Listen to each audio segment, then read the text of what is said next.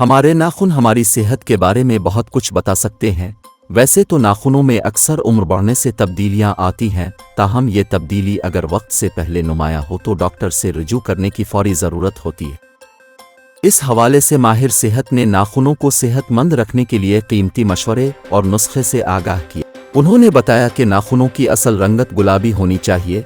अगर वो सफ़ेद हैं तो इसका मतलब है कि आपको शुगर भी हो सकती है, और अगर नाखूनों की रंगत नीली माइल हो तो ये भी ख़तरनाक बात है, क्योंकि इसका मतलब है कि उनको ऑक्सीजन की कमी है। उन्होंने कहा कि ये तासुर गलत है कि अगर नाखून सफ़ेद हों तो उसका मतलब कैल्शियम की कमी है। ऐसा कुछ नहीं, इसकी असल वजह उनकी ग्रोथ होती है, और इस सूरत हाल में अपनी शुगर ज़रूर चेक कराएं।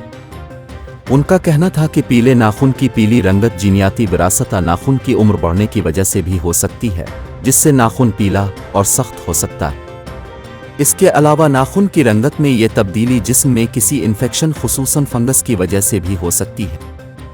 उन्होंने एक नुस्खा बताया कि एलोवेरा जेल, दूध, अदरक का पेस्ट और बेसन का पेस्ट बनाकर नाखूनों पर लगाएं। ये चीज़ आपके नाखूनों के लिए बहुत मुफीद है। इस अमल से नाखूनों की ग्रोथ होगी और फंगस भी नहीं लगेगा।